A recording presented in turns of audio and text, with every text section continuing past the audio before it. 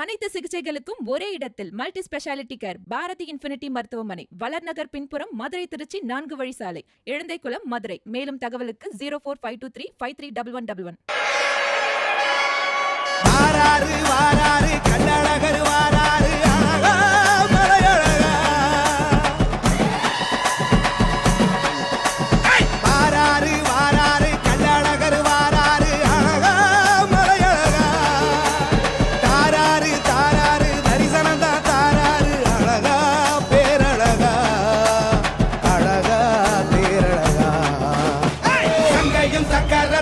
தாங்கி வராது சங்கடம் அத்தனையும் எதிர்க்க வராது, இல்லையும் வாழும் கதையும் எதி வராது, வச்ச பட்டறையில பச்சு வராது. லட்சக்கணக்கான பக்தர்கள் கூடியிருந்த கள்ளழகர் வைகை ஆற்றில் இறங்கும் நிகழ்வு நடந்தேறியிருக்கிறது. அதனைத் தொடர்ந்து பல்வேறு வைபவங்களும் நடைபெற இருக்கின்றன. சார், நீங்க முன்னாடி சொல்லியிருந்தீங்க ஏற்கனவே என்னென்ன வைபவங்கள்லாம் நடக்கும் அப்படின்னு. நீங்க அழகரை பத்தி படிச்சு தெரிஞ்சிருப்பீங்க, நிறைய பாடல்கள் பாசுரங்கள்லாம் படிச்சு தெரிஞ்சிருப்பீங்க. நீங்க படிச்சு வியந்த ஒண்ணு, சிலாகிச்ச ஒண்ணு அப்படின்னா எதுன்னு குறிப்பிட முடியுமா? முடிஞ்சா அந்த பாடலோ பாசுரமோ அதையும் கூட சொல்லலாம். அழகரை பொறுத்தவரையில் அவரை பாடாத ஆழ்வார்கள் ரொம்ப குறைவு. தொண்டரடி பொடி ஆழ்வாரும் திருப்பான் ஆழ்வார் 2 பேர் தான் எனக்கு தெரிஞ்சு அழகரை பற்றி குறிப்பிடாதவர்கள். மற்றைய 10 ஆழ்வார்கள் கிட்டையும் 9 ஆழ்வார்கள் குறைந்தபட்சம் அழகரை பாடியிருக்காங்க. ரொம்ப தனித்துவமான அழகான நிறைய பாடல்கள் இவருக்கு உண்டு. அதில குறிப்பாக என் மனம் கவர்ந்த ஒரு பாடல்னா, திருமாலிருஞ்சோலை அழகர் பற்றியெல்லாம் கூட பேசுறதுக்கு முன்னாடி திருமாலிருஞ்சோலைங்கிற ஊர் பேரை சொன்னேன். அதை சொன்ன மாத்திரத்துல என் மனசு முழுக்க வந்து இவர் கள்ளராக இருக்கிறதுனால கவர்ந்து கொண்டு போய்விட்டார்னு நம்மாழ்வார் சொல்றார். திருமாலிருஞ்சோலை மலை என்றேன் என்ன, திருமால் வந்து என் நெஞ்சு நிறைய புகுந்தான் அப்படின்னு சொல்லி ஆரம்பிப்பார். என்னுடைய மனசு முழுக்க எனக்குங்கிற இடமே இல்லாமல், நான் என்ற ஒரு தன்மையே இல்லாமல் செய்யும்படியாக திருமால் என் மனம் முழுக்க வந்து ஆக்கிரமித்துக் கொண்டார்னு சொல்லுவார். அந்த ஊர் பேரை சொன்ன மாத்திரத்துல இவருக்கு இப்படியெல்லாம் ஒரு உணர்ச்சி பெருக்கெடுப்பதை சொல்லி இருக்கார். அதே மாதிரி திருமாலிருஞ்சோலை மலை அப்படின்னு யாராவது சொன்னா அந்த திசை பார்த்து உடனே கைகூப்புவாராம் நம்மாழ்வார். அவருக்கென்று இப்படி ஒரு பழக்கம் இருந்திருக்கு. அந்த பேரை சொன்ன உடனேவே கைகூப்புவேன் அப்படிங்கிறார். ஆண்டாள் நாச்சியார் அழகர்மலை பெருமாளுக்கென்று தனியாக 100 தடா வெண்ணையும் 100 தடா அக்கார அடிசிலும் கண்டருள பண்ணி நைவேத்தியம் பண்ணுவேன்னு சொல்லி அவங்க பாடுறாங்க. அந்த 100 தடா அக்கார வடிசல்ங்கிறது ரொம்ப நிறைய பால், அரிசி இதெல்லாம் சேர்த்து செய்யப்படும் ஒரு இனிப்பு பண்டம். அந்த 100 தடா வெண்ணையும் அக்கார வடிசலும் அழகருக்கு நான் கண்டருள செய்வேங்கிறாங்க. எதுக்கு இதுன்னு கேட்டா, அப்பயாவது அதை சாப்பிட்றதுக்காக அவர் வருவாரா? நான் கூப்பிட்டு வரல, அந்த வெண்ணைக்காக அவர் வரமாட்டாராங்கிறாங்க. சரி, ஒருவேளை அழகர் அப்படி வந்துட்டார்னா கைமாறாக நீங்க என்ன பண்ணுவீங்கன்னு கேட்டதுக்கு, 1 100,000 ஒரு 100 கொடுத்தேன், அந்த 100 தடாக்காக வந்தவருக்காக 1000 தடா வெண்ணெய் 1000 தடா அக்கார வடிசல் வந்ததுக்காக மறுபடியும் கொடுப்பேன்னு இப்படி பாடுறாங்க. பெரியாழ்வார் தன் மனது முழுக்கவே அழகருக்கென்றே ஒப்படைத்து விட்டு தன்னுடைய கடைசி காலத்தை அழகர் மலையிலேயே வாழ்ந்து கழித்திருக்கார். நம்மாழ்வார் மறுபடியும் சொல்லும் போது நமக்கெல்லாம் ஒரு அறிவுரை சொல்றாரு. கிளரொளி இளமை கெடுவதன் முன்னம் வளரொளி மாயோன் மருவிய கோயில் வளரிளம் பொழில் சூழ் மாலிருஞ்சோலை தளர்விலர் ஆகில் சார்வது சதிரேங்கிறார். உங்களுக்கெல்லாம் நான் ஒரு நல்ல அறிவுரை சொல்றேன். அழகர் கோயில் எங்க இருக்கு? பக்கத்துல தானே இருக்கு. அதுக்கு எப்போது வேண்டுமானாலும் போகலாம், என்ன காலமானாலும் போய்க்கலாம்னு காலத்தை தள்ளி போடாதீர்கள். அந்த இளமை கெடுவதற்கு முன்பாக இளமை பருவத்திலேயே அடர்ந்த காட்டு பகுதி, அந்த பகுதியில போய் அழகரை தரிசனம் பண்ணிட்டு வந்துட்டீங்கன்னா எஞ்சி இருக்க வாழ்க்கை முழுக்க இன்பமயமாக இருக்கும். கடைசி காலம்னு தள்ளி போட்டா அந்த கடைசி காலம் எப்ப வரும்னு நம்மளால சொல்லவே முடியாது. அதனால கைகால்கள்லாம் நல்லா இருக்கக்கூடிய காலத்திலேயே இளமை பருவத்திலேயே போய் அழகரை வழிபட்டு வாருங்கள்னு நம்மாழ்வார் நமக்கு ஒரு அறிவுரை சொல்றார். இப்படி திருப்பான் ஆழ்வார், தொண்டரடி பொடி ஆழ்வார் தவிர கிட்டத்தட்ட எல்லா ஆழ்வார்களும் பாடிய சிறப்பு அழகர் மலைக்கு உண்டு. நீங்க படிச்சு தெரிஞ்சுக்கிட்ட பல்வேறு விஷயங்களை அழகுரை பகிர்ந்துக்கிட்டீங்க. அதே போல திருமிகு இந்திரா அவர்கள் நீங்களும் சொல்லலாம். நீங்க அழகரை பத்தி படிக்கும் போது என்னென்ன மாதிரியான விஷயங்கள்லாம் வியக்கத்தகு வகையில இருந்தது, என்னென்ன மாதிரியான விஷயங்கள் உங்களை கவர்ந்துச்சு அப்படின்னு குறிப்பிட முடியுமா? எனக்கு பொதுவாகவே இப்போ பெருமாளை பற்றி இந்த 4000 திவ்ய பிரபந்தங்களில் எந்த பாடல் எடுத்துக்கிட்டாலும் உங்கள் கண்ணிலிருந்து கண்ணீர் வரதை நம்மளால் தடுக்கவே முடியாது. இது ரொம்ப சிறப்பாக ஒரே ஊரை சேர்ந்த 2 ஆழ்வார்கள், பெரியாழ்வாரும் சரி ஆண்டாள் நாச்சியாரும் சரி, இவருடைய பெருமைகள் எல்லாம் ரொம்ப அழகாகவே பாடியிருப்பாங்க.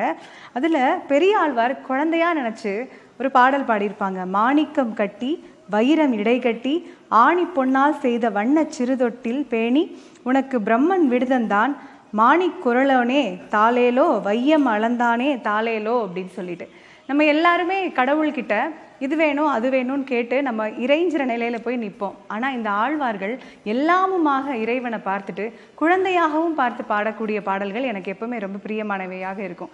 அந்த விதத்தில் பெரியாழ்வாருடைய இந்த பாடல் எப்போதுமே என்னுடைய நினைவில் நீங்காமல் இருக்கும். பிரியா, நிச்சயமா உங்களோட கருத்து என்ன அப்படின்னு சொன்னீங்க. நீங்க இணைப்பிலேயே இருங்க மேடம், நம்ம தொடர்ந்து பேசலாம். சார், நீங்க உங்களோட இறுதி கருத்து, இந்த நிகழ்வை பொறுத்த வரைக்கும் மக்கள் மத்தியில இந்த நிகழ்வு என்னென்ன விஷயங்களை கொண்டு போய் சேர்க்கிறதா நீங்க நினைக்கிறீங்க? மக்கள் என்னென்ன விஷயங்களெல்லாம் எடுத்துக்கணும், அன்பு பாராட்டணும், கடவுளை அவரோட உருவமாவே நம்ம எடுத்துக்கணும் உள்ளிட்ட பல்வேறு விஷயங்கள் இருக்கு இல்லையா? அது குறித்து உங்களோட கருத்து சொல்லுங்க. திருவிழாக்கள் நமக்கு மனதளவுல ஒரு வித பக்குவத்தை ஏற்படுத்தி கொடுப்பதற்காக வந்தவைகள். விழா காலம் அப்படின்னு வந்துட்டாலே நமக்கு இருக்கக்கூடிய மனசுல இருக்கக்கூடிய எல்லா கவலைகளையும் தள்ளி வைத்து விட்டு அதுல ஒன்றிணைந்து எல்லோரோடும் சேர்ந்து அந்த மகிழ்ச்சியை பகிர்ந்து கொள்ளும் போது அது இரட்டிப்பாகும்னு நாம நம்புறோம். மனிதன் இந்த மாதிரியான விழாக்களை எல்லா நாகரிகங்கள்லையும் எல்லா தரப்பட்ட சமுதாயத்திலிருந்து வரக்கூடியவர்கள், உலகின் எல்லா பகுதிகளிலும் வாழக்கூடியவர்கள் ஏதோ ஒரு விதத்திலே ஒரு விழாவை எடுத்து அந்த விழாவில எல்லோரும் கலந்து கொண்டு பகிர்ந்து உண்ணுதல், இது மாதிரியான பழக்கங்களின் மூலமாக சகோதரத்துவம் அது மேம்படும் விதமாக செய்யணுங்கிறத குறிப்பாக வைத்து விழாக்களை வடிவமைக்கிறார்கள். அதிலே சமுதாயமாக நாம் ஒன்றிணைந்து அதிலே ஒரு முன்னேற்றமும், அதை தாண்டி தனித்துவமாக நான் என்ற அளவிலே எனக்கு இந்த ஆன்மாவினுடைய முன்னேற்றத்திற்கு இது எப்படி பக்குவப்பட போகுது, மனசுல இருக்கக்கூடிய அந்த தீய எண்ணங்கள் இதையெல்லாம் நாம் எப்படி அழிக்கப் போகிறோம், எல்லோரிடத்திலேயும் ஒருவித அன்பு, இறைவனை முன்னிட்டு அந்த அன்பு அதை எப்படி பகிர்ந்து கொள்ளப் போகிறோம், அதற்கு மேலே நமக்கு தேவையான நம்பிக்கை முதலிய குணங்கள், எப்போதுமே சோர்ந்து போகாமல் ஏதோ ஒரு விதத்துல நமக்கு மேல ஒரு தன்மை இருக்கு, அந்த சக்தி நம்மளை காப்பாற்றும், அவர்கிட்ட கொண்டு போய் அந்த பிரச்சனையை ஒப்படைச்சிட்டோம், ஏதோ ஒரு விதத்துல அவர் நம்மை காப்பாற்றுவார் அப்படிங்கிற ஒரு மனதிற்கான ஒரு மருந்து மாதிரி.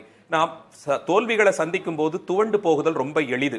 நான் அதிலிருந்து மீண்டு மறுபடியும் எதிர்கொள்ளணும், சந்திக்கணும் போது ஏதாவது நம்பிக்கை தரக்கூடிய ஒரு விஷயம் மனசிற்கு மருந்தாக அமையும். அப்படி கூட நம்ம இறைவனை நிச்சயமாக பார்க்கலாம்.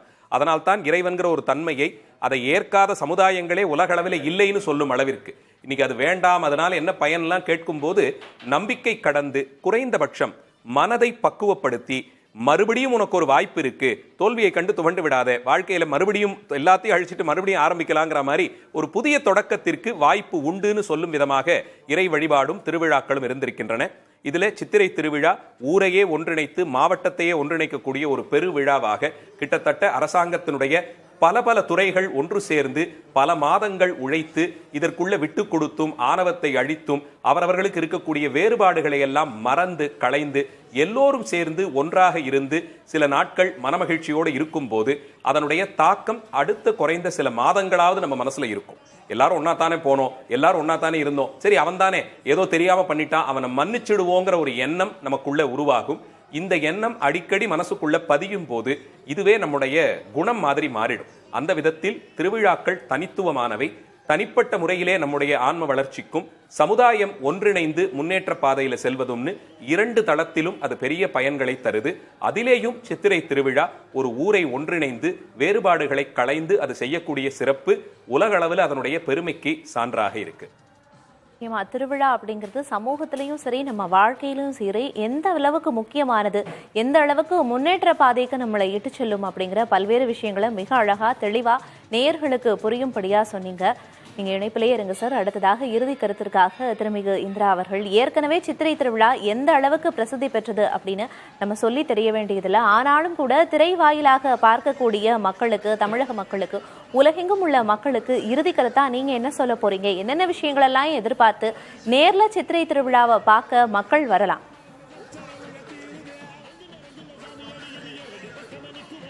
சித்திரை திருவிழாவை பொறுத்த வரைக்கும் நமக்கு அடிப்படையாக இருக்கக்கூடிய விஷயமே இந்த சமூக ஒற்றுமை அப்படிங்கிறது தான். ஒரு ஜாதி மத வேறுபாடுகளை எல்லாம் கலைந்து எல்லா மக்களும் ஒற்றுமையாக இருக்கணுங்கிறது.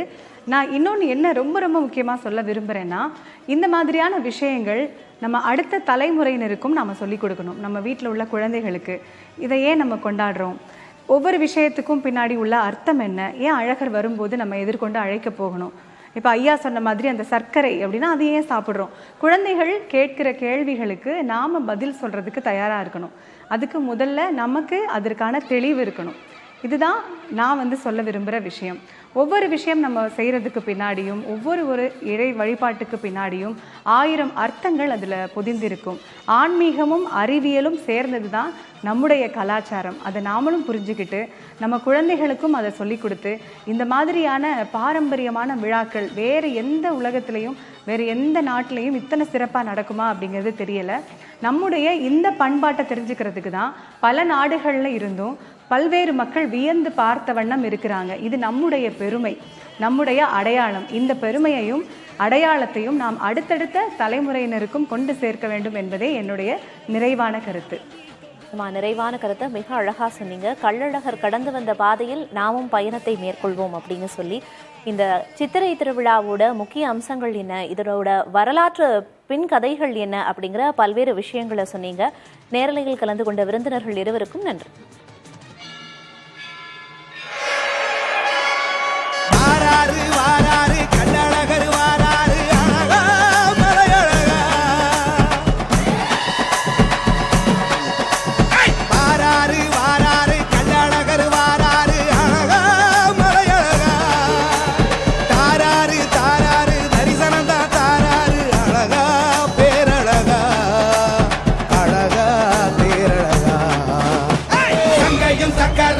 தாங்கி வராது சங்கடம் அத்தனையுமே தீர்க்க வராது.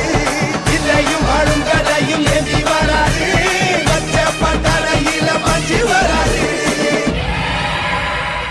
அனைத்து சிகிச்சைகளுக்கும் ஒரே இடத்தில் multi speciality care Bharathi Infinity மருத்துவமனை, வளர்நகர் பின்புறம், மதுரை திருச்சி 4 வழி சாலை, எழுந்தைக்குளம், மதுரை. மேலும் தகவலுக்கு 0452353111.